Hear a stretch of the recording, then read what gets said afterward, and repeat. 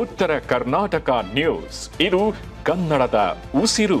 G7 ಶೃಂಗಸಭೆಯನ್ನು ಮುಗಿಸಿ ಪ್ರಧಾನಿ ಮೋದಿ ಅವರು ಫ್ರಾನ್ಸ್ ರಾಜಧಾನಿ ಪ್ಯಾರಿಸ್ ಅನ್ನು ತಲುಪಿದ್ದಾರೆ. ಪ್ಯಾರಿಸ್ನಲ್ಲಿ ಅವರಿಗೆ ಭಾರತೀಯರಿಂದ ಅದ್ದೂರಿ ಸ್ವಾಗತ ದೊರೆತಿದೆ. ಈ ವೇಳೆ ಮಾತನಾಡಿದ ಅವರು, ನಮ್ಮ ಗ್ರಹದ ಒಟ್ಟಾರೆ ಪ್ರಗತಿಗೆ ಭಾರತ ಮತ್ತು ಫ್ರಾನ್ಸ್ ನಡುವಿನ ಪಾಲುದಾರಿಕೆ ಅತ್ಯಂತ ಮಹತ್ವದಾಗಿದೆ ಅಂತ ಹೇಳಿದ್ದಾರೆ. ಫ್ರೆಂಚ್ ಕಮ್ಯೂನ್ ಎವಿ ಲೆನ್ ಲೆಸ್ ಬ್ರೈನ್ಸ್ ನಲ್ಲಿ ನಡೆದ G17 ಶೃಂಗಸಭೆಯಲ್ಲಿ ಅತಿಥಿ ರಾಷ್ಟ್ರವಾಗಿ ಭಾರತ ಭಾಗವಹಿಸಿತ್ತು. ಅಲ್ಲಿನ ಕಾರ್ಯಕ್ರಮಗಳನ್ನು ಮುಗಿಸಿ ಮೋದಿ ಪ್ಯಾರಿಸ್ಗೆ ಆಗಮಿಸಿದ್ದಾರೆ. ಪ್ಯಾರಿಸ್ನಲ್ಲಿ ಪ್ರಧಾನಿ ಮೋದಿ ಅವರು ಫ್ರಾನ್ಸ್ ಅಧ್ಯಕ್ಷ ಎಮಾನ್ಯುಯೆಲ್ ಮ್ಯಾಕ್ರಾನ್ ಅವರೊಂದಿಗೆ ಯುರೋಪಿನ ಅತಿ ದೊಡ್ಡ ತಂತ್ರಜ್ಞಾನ ಮೇಳವಾದ ವಿವಾಟೆಕ್ 2026ನಲ್ಲಿ ಭಾಗವಹಿಸಿದ್ದಾರೆ. ಜಾಗತಿಕ ಸಮೃದ್ಧಿಯನ್ನು ಸಾಧಿಸಲು ಅಭಿವೃದ್ಧಿಶೀಲ ರಾಷ್ಟ್ರಗಳೊಂದಿಗೆ ಗ್ಲೋಬಲ್ ಸೌತ್ ನಿಕಟ ಸಂಬಂಧ ಹೊಂದುವುದು ಅಗತ್ಯ ಅಂತ ಮೋದಿ ಒತ್ತಿ ಹೇಳಿದ್ದಾರೆ. G7 ದೇಶಗಳು ಮತ್ತು ಅಭಿವೃದ್ಧಿಶೀಲ ರಾಷ್ಟ್ರಗಳ ಬಲವನ್ನು ಒಗ್ಗೂಡಿಸಿ ವ್ಯಾಪಾರ ಹಾಗೂ ಸಂಪರ್ಕವನ್ನು ಹೆಚ್ಚಿಸುವ ಹೊಸ ಚೌಕಟ್ಟನ್ನು ಮೋದಿ ಪ್ರಸ್ತಾಪಿಸಿದ್ದಾರೆ.